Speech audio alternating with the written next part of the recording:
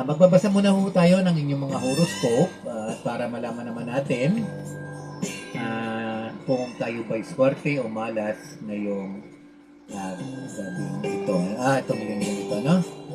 Ito po, no? Sa mga siniko, kayo po isinilang ng March 21 hanggang April 19. Kayo po naman ho ay pinagharian ng zodiac sign na Aries. Ito po ang inyong kapalaran sa linggong ito. Nagbababala ang araw na ito at ang mga araw pang darating na maaaring madaya mo ang iyong sarili kung saan maniniwala ka sa mga hindi naman nangyayari sa realidad. Ito ang mensahe sa iyo ng kapalaran sa linggong ito. At sa mga isinilang po naman ng April 20 hanggang May 20, kung kayo po isinilang ng zodiac sign na Taurus, ito po ang inyong kapalaran sa linggong ito. Magplano ka noon mo pa naisip at maglibang naman sa malayo. Ngayon ang tamang pagkakataon kung saan matutupad at mabubuo mong plano. Ito ang mensahe sa iyo ng kapalaran. At kung kayo naman po isinilang ng May 21 hanggang June 20, kayo naman po nasasakupan ng zodiac sign na Gemini, narito po ang inyong kapalaran sa linggong ito. Nagkalat ngayon ang mga mapagbilang at ang mga iba pang kusang lalapit ay para mabiktima ka at ang huli, kapag namalaya na siya ay naisahan, mag-ingat ka at lumalayo sila na hindi mo kilala. At sa mga isinilang po naman ng June 21 hanggang July 22, kayo naman po ay isinilang na zodiac sign na Cancer. Narito po ang iyong kapalaran sa linggong ito. Malakas ngayon ang magiging dating ng mga pananalita mo. Kapag sinasamahan mo ito ng diskarte, makukuha mo ang pinakagusto mo sa iyong buhay. Ito ang mensahe sa iyo ng kapalaran sa linggong ito.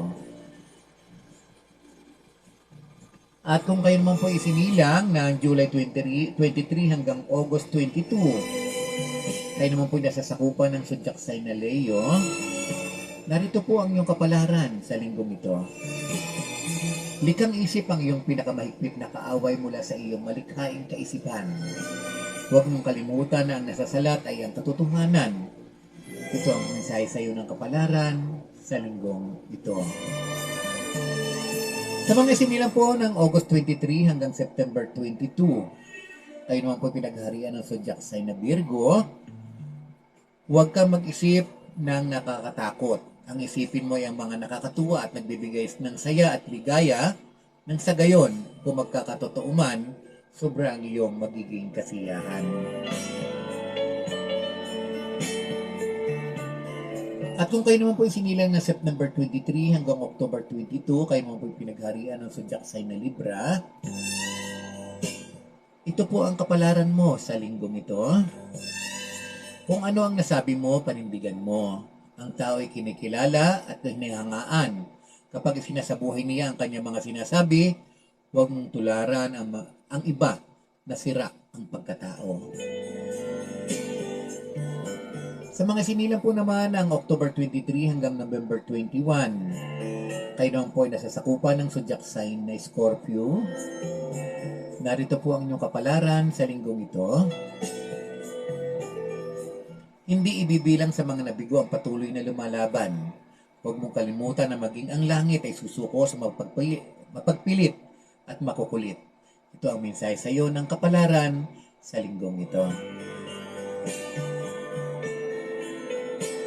At kung kayo naman po ay nasasakupan ng November 22 hanggang December 21, kayo naman po ay nasasakupan ng zodiac sign na Sagittarius, narito po ang inyong kapalaran sa linggong ito.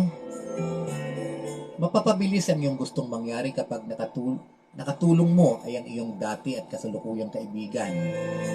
Hindi ang mga bago na hindi pa tiyak kung kaibigan talaga sila. At sa mga sinilang po naman ng December 22 hanggang January 19, kayo po may pinagharian ng zodiac sign na Capricorn, narito po ang nakapalaran sa linggong ito. Lumayo ka sa kanila, sa kilala mong nandaya sa iyo noon. Nagbabala ang araw na ito at ang ilang araw pagdarating na maaari kang maisahan ulit ng mga dating nakaisa sa iyo. At kung kayo naman po sinilang ng January 20 hanggang February 18, kayo naman po nasa sakupan ng zodiac sign na Aquarius. Narito ang iyong kapalaran sa linggong ito.